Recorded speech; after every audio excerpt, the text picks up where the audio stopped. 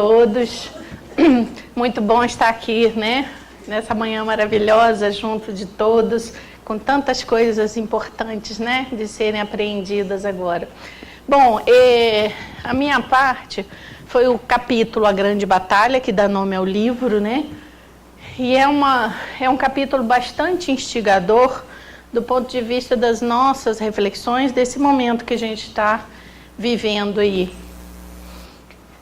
E a gente vai começar a fazer, na verdade, aquilo que o Baldi nos faz, um convite, né, a uma reflexão. Então, na verdade, a gente vai fazer uma reflexão a partir das suas colocações. E aí, qual é a reflexão que ele nos sugere? Que tipo de batalha, então, é essa? Que foi colocada também pelo Jorge e, né, depois pelo Rafael. Qual é o tipo de batalha, então, que a gente tem que desempenhar? Porque a batalha tem que ser lutada, né? A batalha da vida é uma luta que tem que ser lutada. Agora, de que forma nós vamos fazer isso? A partir da nossa concepção e da nossa experiência de evoluído, ou vamos buscar traduzir isso em efeitos melhores para que esse resultado seja mais aprazível? Então, se é uma outra batalha, se é um outro método de vida, qual é esse método? Né? É o método da não resistência, mas como é que ele se apresenta para nós? E nesse capítulo ele vai deixar isso muito claro. E aí o convite é que nós deixemos as nossas certezas em suspenso. Porque no fundo nós temos as nossas certezas, nós vivemos a partir de concepções próprias, ninguém vive a consciência do outro, né? Então que a gente deixe essas certezas em suspenso para avaliar junto dele, de Ubaldi, as possibilidades de, com esse novo método de vida e de luta, fazermos jus à providência divina. Porque a gente já aprendeu, né, hoje ainda, que nós temos que fazer jus a essa providência. Ela não vem de forma gratuita. Então, o método é outro, então a gente precisa abrir os nossos corações para essa concepção, então. E aí a gente volta lá, né, no Evangelho, e que está nesse capítulo também, que diz aquela verdade, né, que só existe uma defesa extrema para seguir o Evangelho: o abandono de todas as armas. E aí, né, ainda mais, está lá no Evangelho: procurai primeiro o reino de Deus e sua justiça, e todo o resto vos será dado por acréscimo. Outro absurdo para a psicologia humana, né? Porque abandonar todas as armas, mas como assim? Como é que diante de um mundo tão agressivo, tão voraz, eu posso me desarmar plenamente e viver o Evangelho? Como assim? As nossas consciências racionais imediatamente nos impõem essa reflexão, mas né, aí vem aquelas frases: eu posso ser bom, mas bombom não. Mas se eu abrir mão de todas as minhas armas de defesa, eu vou ser consumido pelo mundo. É esse o convite do Evangelho. Não tem outro caminho. E é isso que a gente vai tentar aprender, né, nessa manhã, e agora mais particularmente com esse capítulo. Então, é um absurdo contra o qual não tem como a gente ficar, né, se debatendo. E aí nos diz o Baldi inicialmente: o mundo apoia-se nas próprias forças. Óbvio, se nós estamos num mundo onde a grande massa ainda vive o processo de involução, ou seja, vive uma experiência de involuído, não tem como pensar que ele vai se apoiar em método que não seja o método do mundo, que é o método da luta de contrários, de homem contra homem, de irmão contra irmão, né? Então, o mundo se apoia nessas forças, por quê? E aí vem essa questão, gente. Nós pouco confiamos em Deus e em sua providência. E a gente pode se perguntar: peraí, eu acredito em Deus, eu acredito na providência divina, os milagres que o próprio Cristo fez são exemplo disso. Agora, será que acreditamos verdadeiramente exercitando isso na nossa experiência humana? Será que realmente a gente acredita que quando somos merecedores a providência chega? O Rafael estava dizendo, né? O Baldi fez a experiência dele, e nos mostrou concretamente que para ele foi possível. Agora, para nós também tem que se tornar possível. E esse é o grande desafio, né? O mundo não crê absolutamente que a máquina da lei possa funcionar e, portanto, evita fazer essas experiências, nos cansando no caminho, nos acovardando diante das dificuldades. Nós concordamos com essa ideia? Porque às vezes quando a gente lê, a gente fala assim, não, mas espera aí, eu acredito que a lei funcione. Só que na hora do desafio cotidiano, nós nos deixamos levar pelo desencanto e acabamos descrendo. Então não é só uma questão de crença. A fé, ela já nos acompanha há séculos, né? A nossa religiosidade, as nossas religiões nos impulsionam uma fé. Mas é uma fé vivida ou é uma fé pregada, né? E particularmente, o que o Baldi nos diz é que ela, na verdade, é uma fé que ainda está muito no campo das ideias, como uma coisa a ser conquistada. Um dia, quem sabe, se eu melhorar. E ainda com essa ideia da reencarnação, às vezes a gente fica esperando, não, tem tempo, nas próximas eu vou alcançando, né? E a gente se põe nessa marcha, muito mais como turista, né, Rafael, do que como peregrino que deveríamos ser. E aí vamos olhar rapidamente para o nosso mundo, que eu acho que é um movimento interessante de olhar para o nosso mundo e para dentro da gente mesmo, né? A conquista, diz o Baldi, a conquista de novos continentes foi devido ao quê? Aos que tiveram a coragem de enfrentar todos os perigos das grandes navegações. Não foi assim? A gente expandiu os portugueses com aquela, né, coragem de enfrentar o novo. A conquista do ar foi dada àqueles que, com o risco da própria vida, ousaram deixar a segurança da terra firme para arrastar perigos do vazio. Então a gente vê que no nosso mundo os desafios são postos e os homens com muita competência impõem-se a esses desafios, sobrepõem essas ideias e enfrentam. E aí a gente conquistou muito no campo, né, da evolução material. Mas aí vem a questão, como é que então a gente traduz essa coragem, essa conquista, a partir das forças do imponderável? Como é que a gente conquista a lei de Deus no sentido da sua providência? Qual é esse caminho? E aí o Baldi vai nos dizer que só pode ser feita essa conquista por aqueles que, com consciência e conhecimento, então tem dois elementos muito claros aqui, né? Tem que ter consciência do que é isso, a vida, e qual o caminho a ser trilhado, e conhecimento. Para quê? Para nos lançarmos nos braços de Deus, ousando experimentar novos métodos de vida. Então a gente vai ter que deixar, né, os nossos medos de lado e enfrentar verdadeiramente esse novo método, nos lançando no infinito, nos lançando na vida com força, com coragem, com certeza de que essa lei funciona. Mas em todo caso, ele ainda acrescenta, né, o que é necessário para que a gente se lance nos braços do imponderável. Mesmo que, né, mesmo sabendo que nós não temos o domínio dessa lei, nós não temos o conhecimento da lei divina, nosso conhecimento é sempre parcial, né? Então, mesmo sabendo que eu não sei exatamente o que é isso, a lei de Deus, me lançar nos braços dessa lei e dizer, faça-se em mim segundo a sua vontade, né? Fechar os olhos e mergulhar no infinito divino é um desafio bastante significativo. E aí, ele nos dá algumas ferramentas, né? É necessário o quê?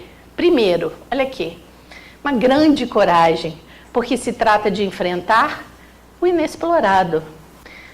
Quem tem medo, né, não enfrenta a vida a partir da lei de Deus, porque o medo nos tira a capacidade de amar. Quando nós temos medo, nós não estamos exercitando a fé, a confiança na lei de Deus. A nossa confiança, ela oscila. Uma hora a gente é muito crente, outra hora a gente é muito descrente. Principalmente por quê? Porque a vida não nos traz os resultados desse mergulho no imponderável da forma imediata, como foi tratado agora anteriormente também, né? O desafio é esperar o tempo de Deus. E se a gente olhar para a humanidade do tempo presente, o que, que a gente quer? As coisas imediatas, né? Nós queremos o ontem, é para agora. Eu quero fazer a minha oração e que imediatamente o milagre se faça em mim. E essas coisas não são assim, porque os caminhos da lei são elas, né? É ela própria que determina, não tem como ser diferente. E além de sermos corajosos, deixar aquela preguiça, aquele cansaço que às vezes nos abate, nós temos que ter também a grande fé, porque é necessário conquistar o desconhecido. Então a gente está conquistando o inexplorado e também o desconhecido. E não devemos achar que agora vai ser possível essa compreensão, porque o nosso limite, né, de saber ainda não nos permite esse conhecimento maior. Agora é aquela fé dos grandes, né, aquela fé inabalável, aquela fé que se diz, né, é a fé reta, da retidão de meta, da retidão de objetivos, sem titubear. Porque o nosso problema é que nós somos retos, só que a gente está numa corda bamba.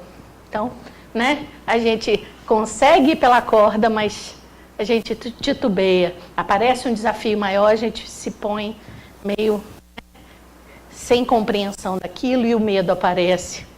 E um outro elemento também fundamental, que ele vai trabalhar um pouco melhor nesse capítulo, é a questão da muita inteligência.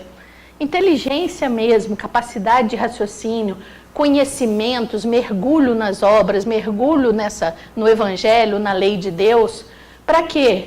Para que não venhamos a agir deslocadamente, né?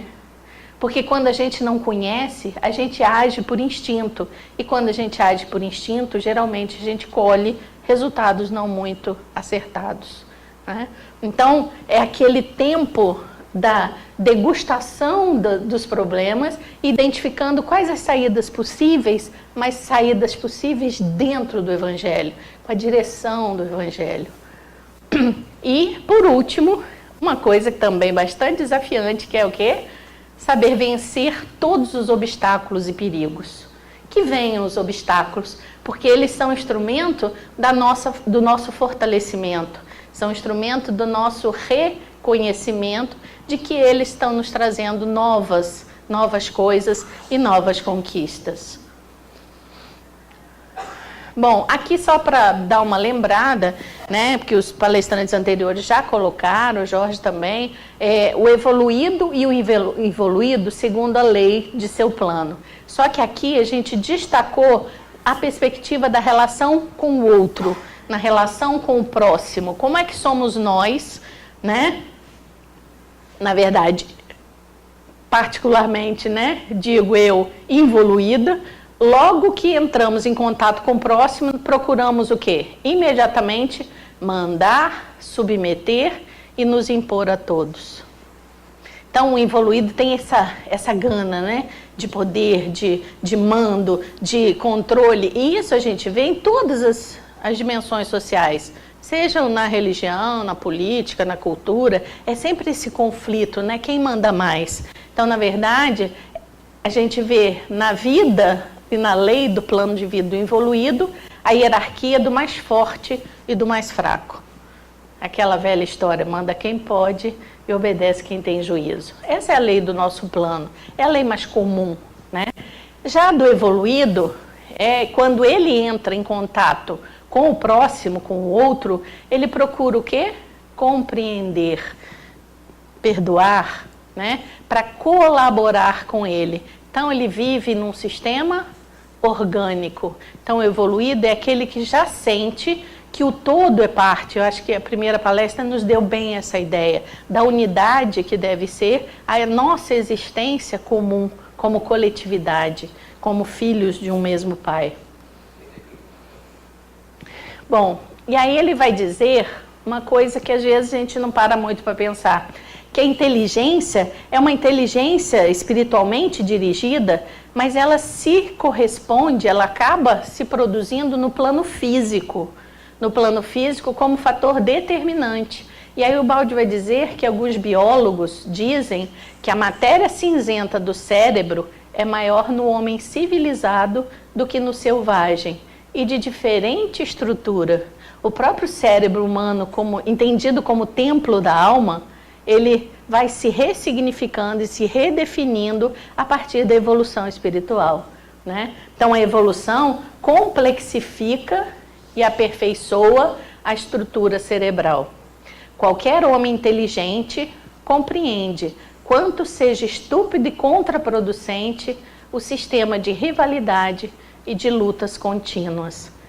O que ele está querendo nos apontar aí? Que no fundo, quando a gente começa a estudar mais profundamente o Evangelho, começa a buscar outros caminhos para a nossa existência, a gente vai percebendo que lutar com as armas do mundo nos trazem tantas dores, nos trazem tantos problemas, que se a gente parasse para analisar, não estaria dirigindo a nossa vida a partir dessa perspectiva, né? Porque é só parar e ver o que a lei está me apontando. Eu agi dessa forma e a repercussão foi o quê? Foi mais dor, né?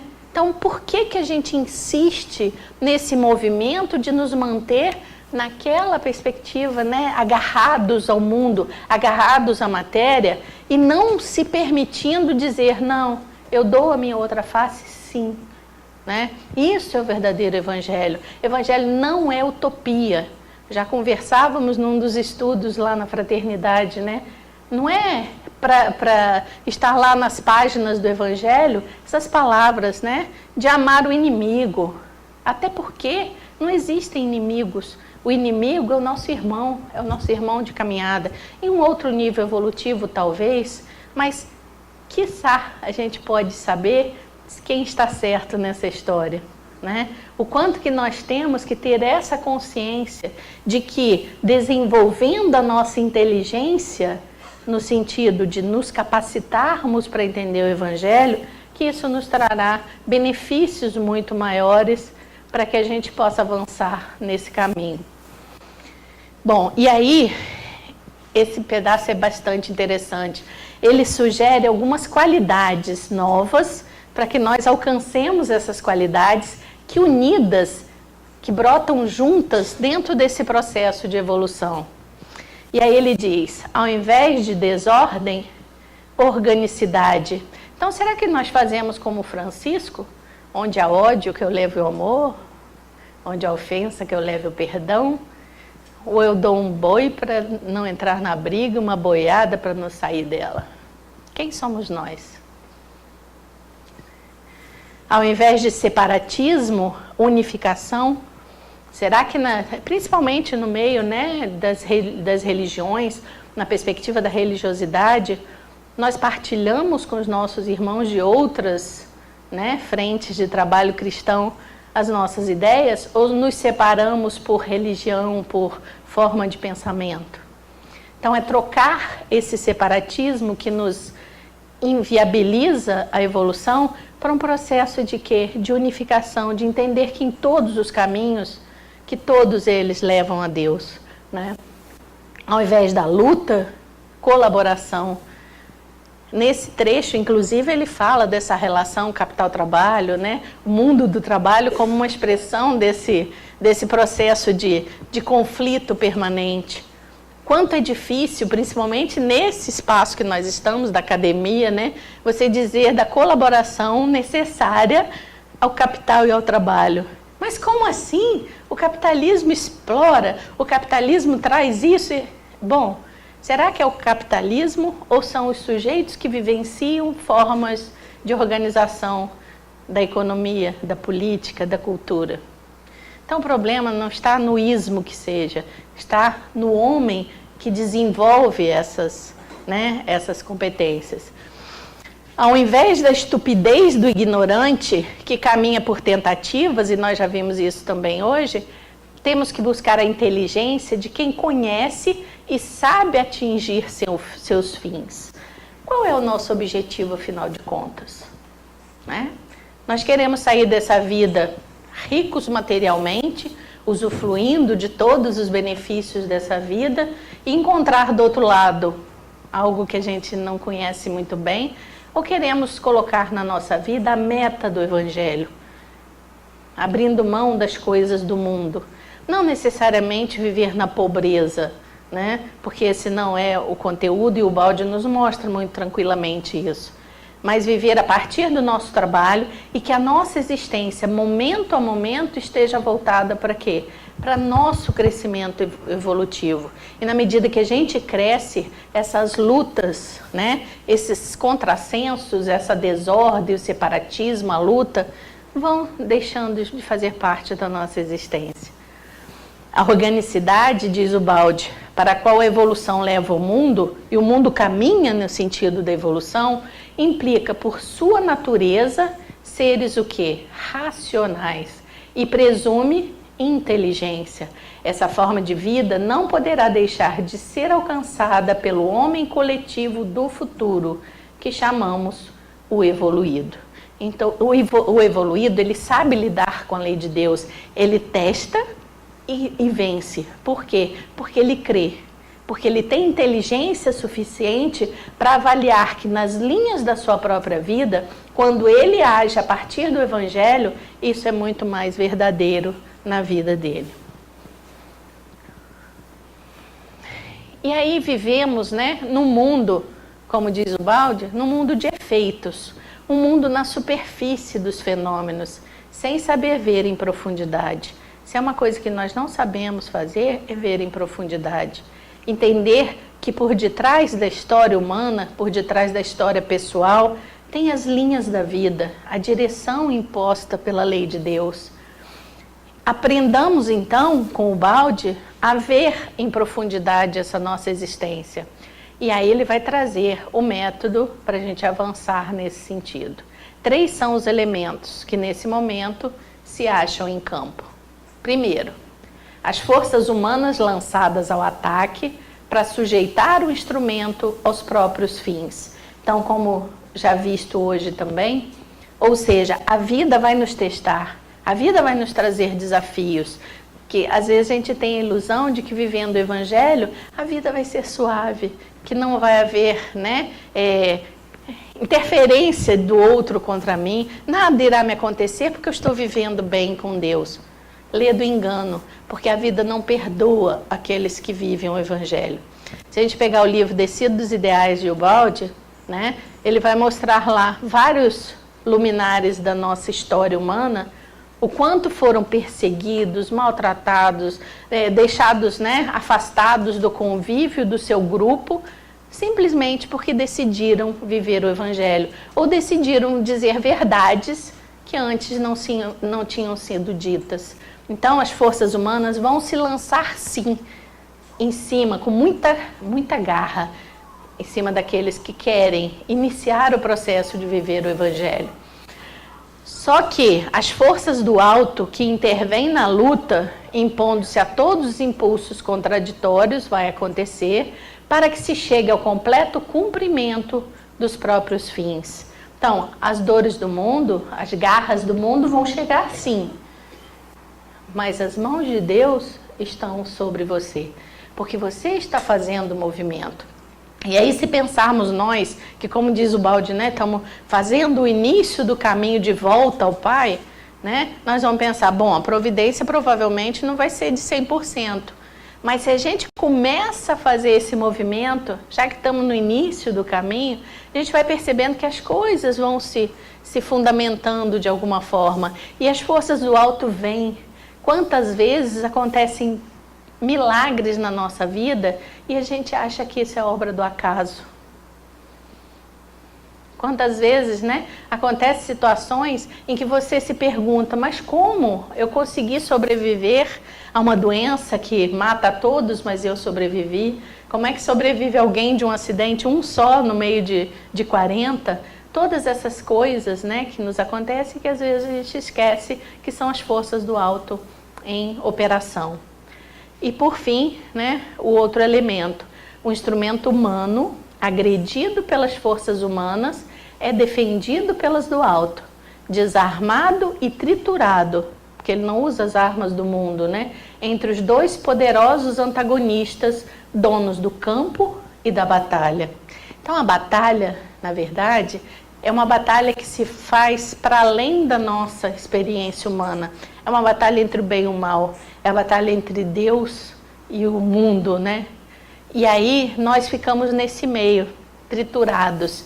E às vezes nos arvoramos de tentar dirigir essa existência. Não, o caminho não é esse, né? Nós temos que saber que quem tem que julgar, quem tem que dirigir essa existência é Deus e não a gente, com as nossas imperfeições. E aí quais seriam então as consequências que o balde aponta para a vivência desse evangelho?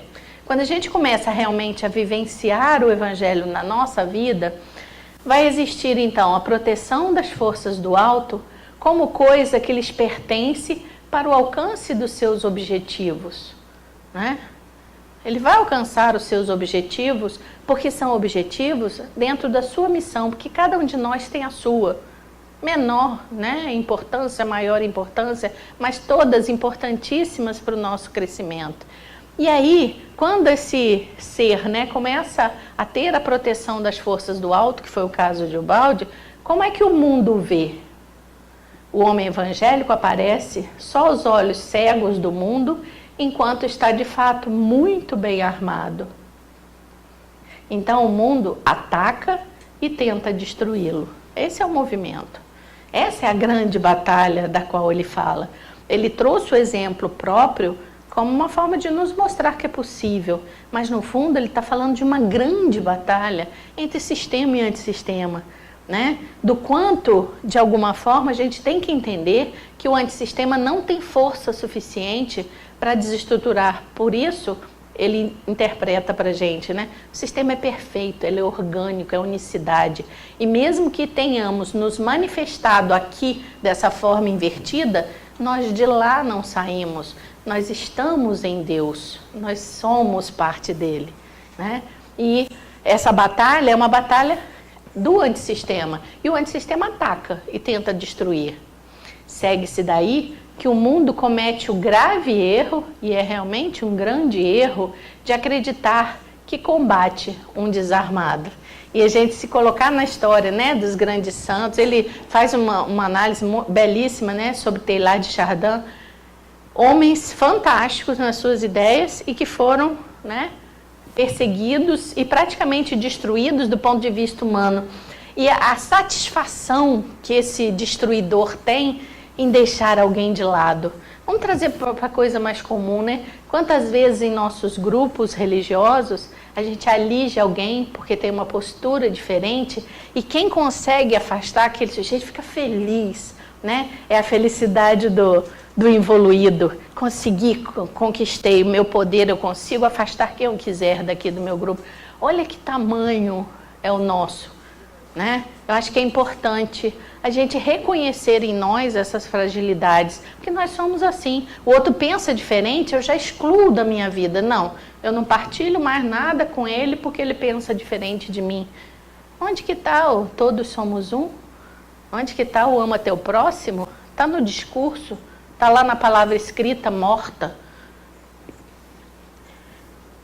E aí esse grave erro também leva, né, que a gente não conhece o inimigo e subestima, né, dirige os golpes sem atingir o alvo, ou seja, o mundo bate, mas se a pessoa está no caminho reto, nada vai atingi-lo, né, e erra toda a sua estratégia, o que o leva não à vitória, mas à derrota, porque um dia a vida vai mostrar o quão errado nós estávamos ao perseguir esse amigo que teve que ser afastado por nosso poder, né? Trazendo bem para o nosso dia a dia. Bom, e aí a sugestão é que nós pensemos racionalmente nessas indagações que o próprio Ubaldi faz. Ele vai perguntar para a gente, de tantos crentes em tantas religiões, quem é que crê realmente que isto, a providência, possa acontecer? Ele está nos perguntando, né? Quem é que realmente crê que a providência é infalível e que vivendo o Evangelho nós estamos protegidos? Será que alguém pode levantar a mão aqui? Que bom. A pergunta é de Ubaldi, não é minha não. O mundo, né, só crê seriamente em seus meios. É ele que está dizendo, né? E bem poucos nessas forças distantes que para ele são hipotéticas. Então, realmente, quando a gente fala mundo, é a massa humana. É claro que as exceções estão aí e a gente tem tentado fazer esse movimento. Mas a grande massa humana ainda não vive isso.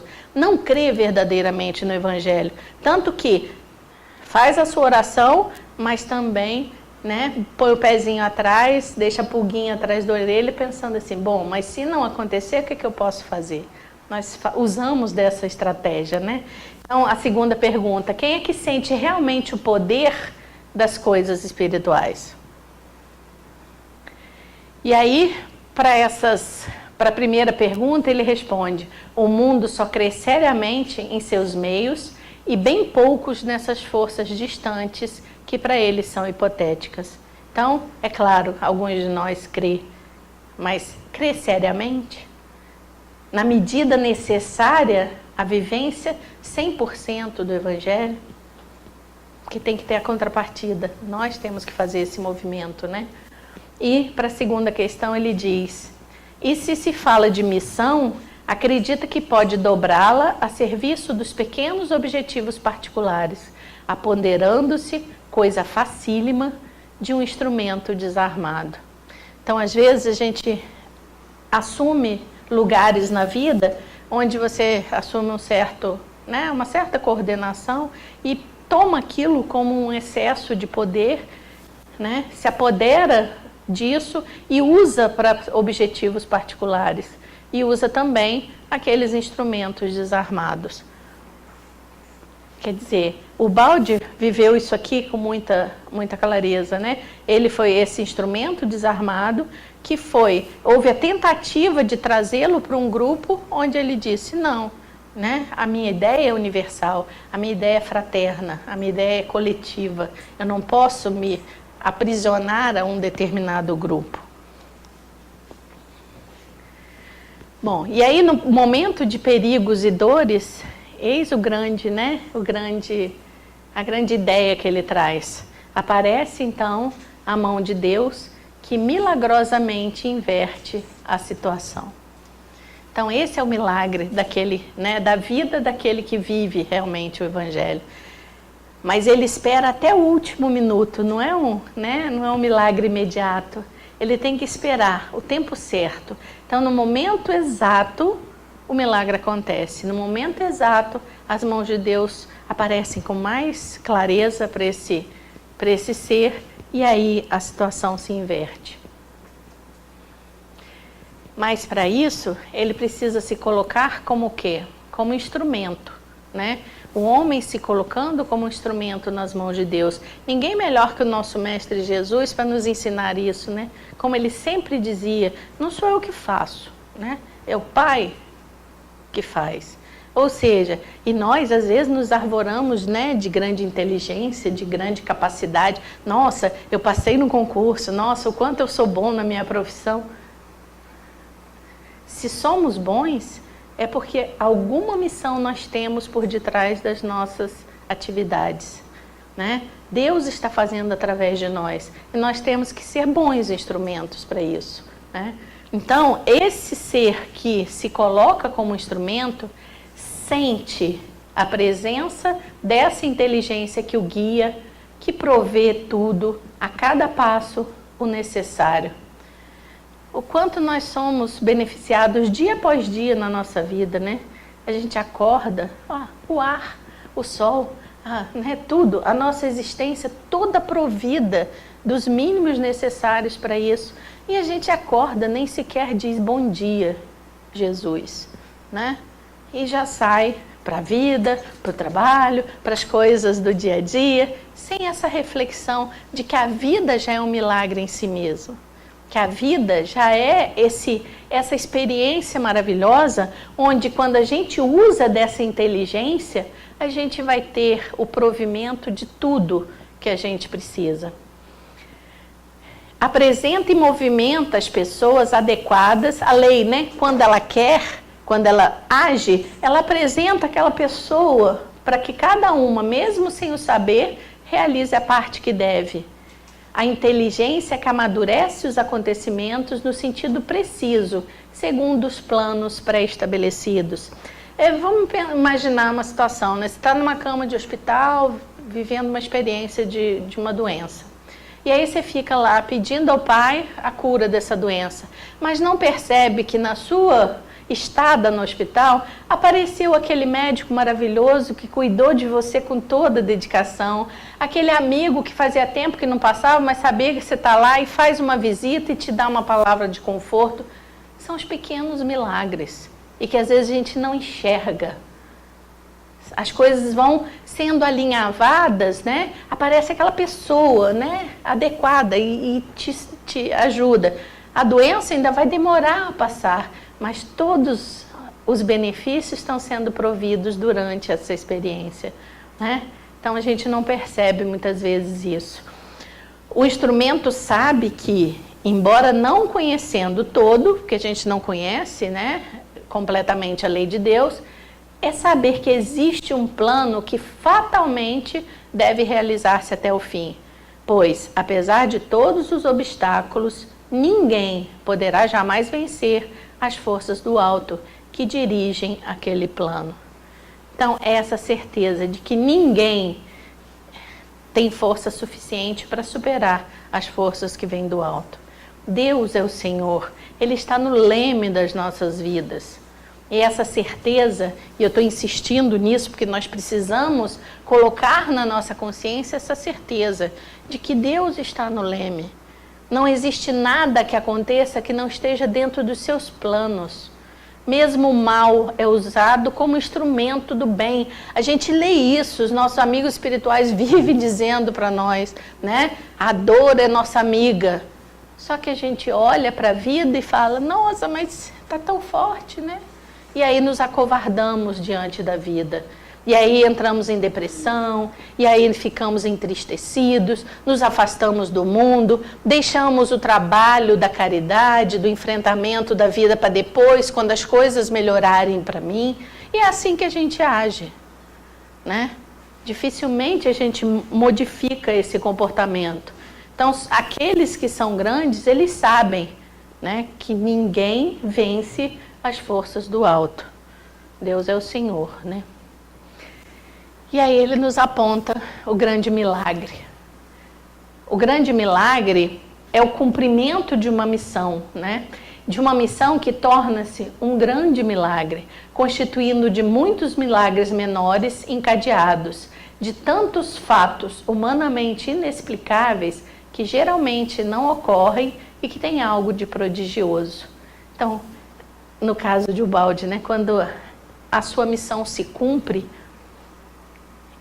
foi um grande milagre. O Jorge trouxe, né, a vitória de Ubaldi, ou seja, foi a vitória da vida, foi a vitória de Deus, que usou aquele ser como instrumento para nos deixar esse grande legado, esse grande conhecimento para ativar o quê? Ativar a nossa consciência.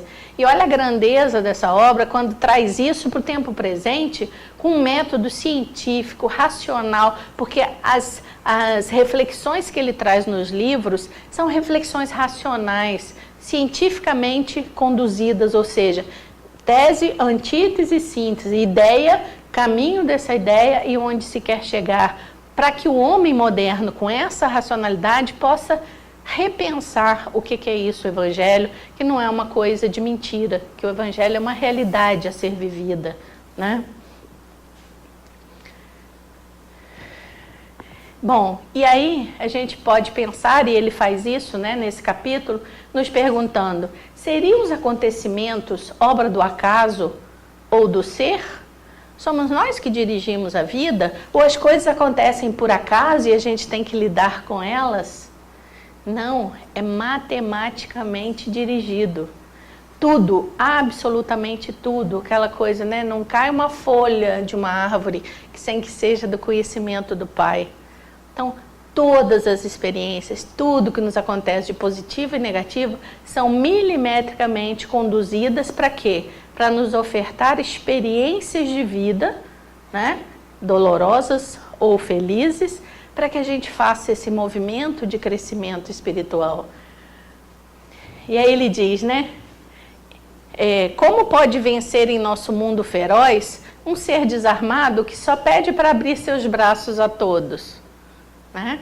Porque a gente se indaga o tempo inteiro. Qual é a saída então? Se a vida não é obra do acaso, nós vamos fazer o quê? Né? E aí ele diz, e se não está nele, ou seja, não somos nós que dirigimos a nossa vida, apesar de acharmos que fazemos isso, né? Não somos nós que dirigimos a vida. Onde se encontra o poder que o faz vencer? Onde que está essa lei de Deus? Né? Dentro de nós, dentro da nossa consciência, dentro da nossa própria capacidade de interpretação, né? E quem é que faz convergir tudo, até os ataques e as resistências, para o cumprimento da missão? Quem que faz isso tudo? Como é que essa lei funciona? E a gente fica se indagando, né? E aí ele vai dizer que viver isso, e ele teve não o privilégio, mas a força e a coragem de viver isso. Ele vai dizer que viver essa experiência é uma das mais emocionantes e irresistíveis experiências da vida. A de ter que render-se à evidência dos fatos, reconhecendo que Deus está perto e trabalha ao nosso lado. Então é esse desarmar-se das forças da vida e aceitar. Deus está perto. Ele está trabalhando por nós, as suas mãos nos protegem permanentemente. E por que a gente fica tão triste às vezes? Por que a gente se desespera? Porque nos falta coragem, nos falta inteligência e capacidade de lidar com as dores que a vida nos traz. Porque são dores corretivas, não é assim? Se são corretivas, eu tenho que abraçá-la e ver qual é a experiência que eu tiro desse movimento. E se colocar nas mãos de Deus, seja feita a sua vontade. No momento em que achar que ela tem que passar, ela passará. Mas enquanto ela for necessária ao meu crescimento, ela permanecerá. Mas é difícil a gente fazer isso. É um movimento muito, né, que ultrapassa as nossas habilidades mundanas, né, vamos dizer assim. Ele diz que nós estamos tão habituados em nosso mundo à repetição dos belos conceitos. E aí a gente cita, né, livros, a gente cita versículos, parábolas, temos o Evangelho na ponta da língua, somos ótimos, eruditos, né? Agora, a gente se habituou tanto a repetir, muitas vezes, da maioria das vezes, eu ouso dizer, sem neles acreditar absolutamente. A gente só repete, como bons papagaios. Porque o papagaio só repete, ele não reflete sobre o que fala, não é de sua vontade, né? E nós somos esses papagaios muitas vezes, que quando percebemos que eles são mesmo verdadeiros, parece que nos achamos diante do incrível. E aí a gente chama isso de milagre. Só que muitos, né, pensadores, o próprio Baldi diz que o milagre não é um milagre, o milagre é da natureza da lei de Deus. A vivência, né, do milagre é a vivência daquele ser que vive o Evangelho e não enxerga isso como milagre, mas como parte constitutiva de uma vida dentro do Evangelho. E aí, o convite que ele nos faz, né, que a gente possa sentir que Deus existe de fato. E é interessante, né, quantos séculos de vivência do cristianismo e antes do cristianismo, quantos séculos de vivência da espiritualidade. E no século XX vem ainda um ser para nos dizer, Deus existe de verdade, gente. Por que será que ele tem que fazer essa colocação? Porque ele, como um grande sábio, sabe nos interpretar na essência e sabe que a nossa crença ainda é muito pequenininha, que o nosso amor pelo nosso Divino Pai é desse tamaninho ainda, e que a gente questiona o tempo inteiro, e que a gente se coloca como criança birrenta o tempo inteiro diante dele, pedindo, por favor, me ajuda, né? É difícil se olhar no espelho e enxergar isso? Né? É um chazinho amargo, né? Como disse o Rafael. Às vezes a gente tem até dificuldade de enxergar isso dentro de nós.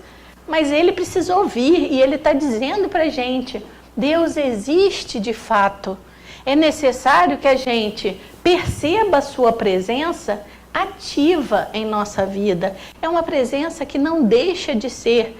É aquela, né, parábola das pegadas na areia.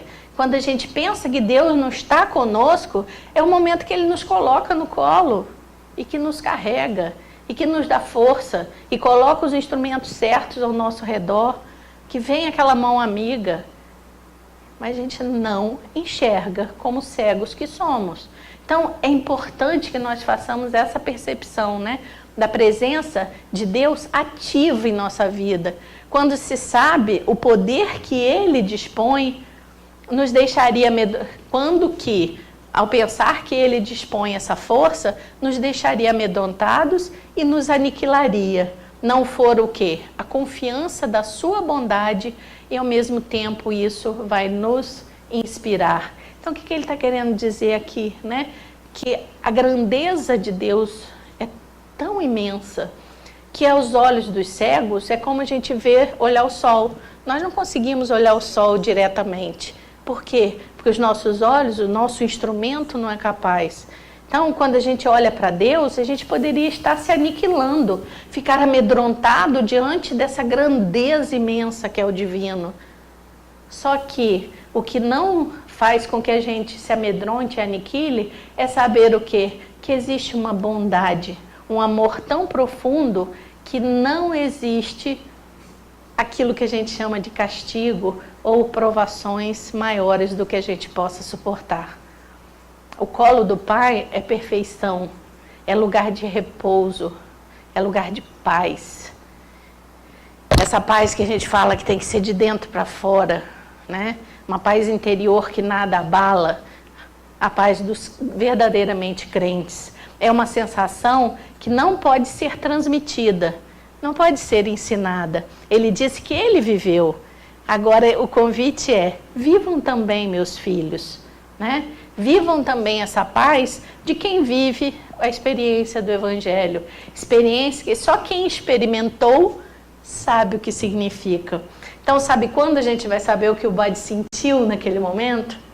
Quando a gente sentir também no nosso momento.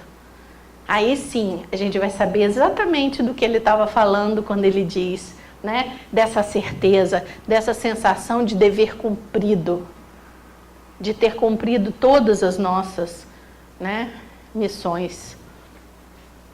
Se somente acreditarmos na força do mundo, nós estaremos então o quê? Cegos para o infinito, ele diz. Se a gente só acredita na força bruta, na força da luta, do poder, né? Cegos e, mais um detalhe, sem suspeitar sequer que estejamos tão próximos do infinito poder de Deus. Então a gente fica cego e não percebe que Deus está aqui, né? Em todos os lugares. A gente não enxerga. E aí nos indaga o Balde mais uma vez, fazendo-nos refletir que não existe método melhor de fazer alguém pensar do que produzir uma pergunta para que você próprio responda. Então ele usa muito disso, né? Ele nos faz perguntas para que a gente pense. E ele nos indaga, como seria explicar a um caminhante fatigado que sobe uma montanha enorme, que nos espaços o movimento é gratuito e se realiza continuamente sem esforço.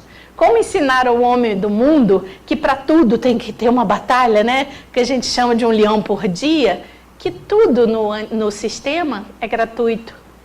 Que o esforço não é esse esforço, né, da luta, mas é o esforço do entregar-se e mergulhar no infinito. Como fazer esse homem compreender, né, que tanta luta para vencer, demonstrando ser o mais forte, que é o que a gente faz, é puerilidade inútil diante do grande poder de Deus e da sua lei, contra a qual não há força humana que possa vencer. Então, como é que é isso, né? Como é que a gente faz esse homem que vive no conflito, que vive se defendendo do irmão permanentemente, entenda que se ele luta com as armas do mundo, ele pode parecer ao mundo ser o mais forte, mas sua luta é pueril, é perdida dentro dessa perspectiva. Então, como vencer, né? Como é que pode se vencer? E aí vem a saída, né? Qual a saída? Já foi apontada aqui, a gente só vai reforçar, né, essa ideia, que é o quê? O abandono de todas as armas. As armas da incompreensão, as armas do revide, né, de nos colocarmos contra os outros, é abaixar todas as nossas armas e servir de instrumento da lei em todas as situações da nossa vida. Por quê, gente? Ele nos diz, quem faz o mal, em última análise, o faz assim mesmo. Né? Então, toda a trajetória que lançamos, volta para quem? Para nós mesmos. Então, assim, usar armas do mundo é contraproducente do ponto de vista da evolução. Então, é importante construir uma atenta e íntima observação. Então, é aquela observação da lei de Deus de forma íntima, lenta, profunda, buscando as entrelinhas da vida, né? Para conseguirmos ver as muitas coisas que nos mostram no nosso dia a dia como Deus trabalha entre nós. Então, para enxergar as linhas da vida e perceber a mão de Deus em cada momento da nossa vida, é preciso parar, é preciso calar o mundo exterior e vivenciar o mundo interior e avaliar a nossa vida com mais calma, com mais tranquilidade, e aí sim a gente vai começar a enxergar quantos milagres pequenos e grandes estão presentes na nossa existência até hoje. E por fim, ele diz, né, abandonar definitivamente, não é às vezes, definitivamente a ideia de que podemos burlar a lei de Deus, porque cada um pagará por suas ações. Não adianta se esconder da lei, né? Porque ela vê tudo, ela sabe tudo. Então, assim, não adianta a gente achar que vai burlar a lei, fazer aquilo que não está correto e que isso vai ser perdoado, né? Como a gente fez com a interpretação do próprio Cristo. Ele veio para, né, sofrer por nós. Não. Ele veio dar o testemunho de qual é o caminho a ser trilhado.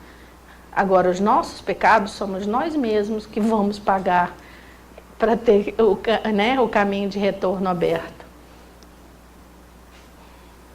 Saibamos que na ação da lei há sempre o que, gente? Diz o Balde, a tempestividade, ou seja, é no tempo adequado, a previdência, a exatidão, ordem e proporção. Então, tudo, né, é absolutamente pensado e dirigido por uma lei maior, né? E os auxílios descem adequados às pessoas, demonstrando perfeito conhecimento do ambiente terrestre e da alma humana. Ou seja, não adianta também querermos mais do que nós somos merecedores. A providência divina é maravilhosa, mas nós temos que fazer a nossa parte. A contrapartida de uma existência diferenciada, de uma existência que acaba sugerindo que ela possa funcionar, né? Porque cada um tem um rendimento útil, cada um pode dar o que lhe é cabível ao seu nível evolutivo. Então, dará a cada um, a lei, né, dará a cada um segundo as suas obras, diz o Cristo. Então, assim, devemos esperar e batalhar para que essa nossa existência possa caminhar no sentido de que um dia tenhamos essa alegria que o Balde vivenciou na sua existência. Porque muitos são chamados a trabalhar na missão e cada um só faz a parte que sabe fazer segundo os seus recursos. Por isso que ele diz que a inteligência é tão importante, a coragem, a força de buscar. Por quê? Porque a gente tem que ampliar os nossos recursos, a gente tem que ampliar as nossas capacidades de vivenciar o Evangelho, a partir da caridade, da mudança de postura, do não enfrentamento do outro, ampliando esse amor que existe dentro de nós. Por quê? Para a gente saber fazer mais, cumprir a nossa missão da melhor forma que for possível, né? Para que a gente possa, então, receber esse auxílio. Esse é o método, né? E aí vamos só recordar para a gente fechar a nossa reflexão de hoje. Primeiro passo, coragem. Com medo, com ausência de fé, a gente não chega a lugar nenhum, né? Então, coragem, fé inabalável, inteligência e o quê? Deposição das armas humanas. O método está aí. A dificuldade é fazê-lo funcionar na nossa vida, né? Mas esse é um desafio, e é um desafio tão positivo que a gente pode ir, né, aos pouquinhos vivenciando. E a batalha que a gente trava, no fundo, trazendo essa batalha para o mundo mais individual, é uma batalha contra nossos próprios instintos. A maior batalha é, como diz o Balde, né, combater o nosso homem velho que existe dentro de nós, cheio de instintos negativos ainda dessa trajetória histórica que nós temos nos tempos aí, nos séculos. É combater aquele impulso instintivo de reação, de sobrevivência, de imposição sobre o outro. Então, é o orar e vigiar. Mas é o vigiar o quê? Vigiar os nossos instintos, para que eles não sobreponham a nossa racionalidade, a nossa capacidade de inteligentemente compreender que eu tenho que abafar esses instintos, tirá-los de dentro de mim e construir novos instintos, instintos evangélicos, como o próprio Baldo dizia, né? Tem o evangelho como instinto. Então, a gente um dia poder dizer também que vive o evangelho por instinto, não precisa ter mais força, não precisa ter mais batalha, né? A gente não vai precisar ficar entre o diabinho e o anjinho, né, decidindo o que eu faço. Não, o anjinho vai falar mais alto e o diabinho vai ficar caladinho do nosso lado, porque isso já vai ser natural. Viver o evangelho de forma natural, né? Por quê? Porque aí a gente terá vencido essa batalha. E aí tenhamos certeza de que com a sua lei, né, terá sido sempre Senhor de tudo, o Cristo, né? E que o seu amor é que nos sustém e nos impulsiona para o alto. Então é isso, coragem. Vamos sair daqui assim, né? Com coragem, com uma fé inabalável de que as coisas vão dar certo, depondo das nossas armas humanas. As nossas armas, né? Uma que cabe dentro da nossa boca, aquela, né? Que costuma falar dos outros, né? Aqueles olhos que olham, mas tentando identificar qual é a fragilidade do outro. Vamos jogar essas armas fora. Com coragem, porque precisa ter coragem para jogar fora essas armas, né? Porque a gente vai ser alcançado pelo mundo, vai ser maltratado pelo mundo, mas é a certeza de que isso é o caminho certo, não existe outro. E aí, né, o convite para que a gente siga realmente as pegadas do Mestre. Não basta que digamos, né? Cristo é o caminho, a verdade e a vida. Só que eu não enxergo esse caminho, eu não estudo sobre essa verdade e eu não vivo a vida que ele viveu. Aí não vai dar em lugar nenhum, né? Então, que ele nos abençoe a todos e que possamos trilhar esse caminho da melhor forma possível dentro das nossas limitações humanas. Muito obrigada.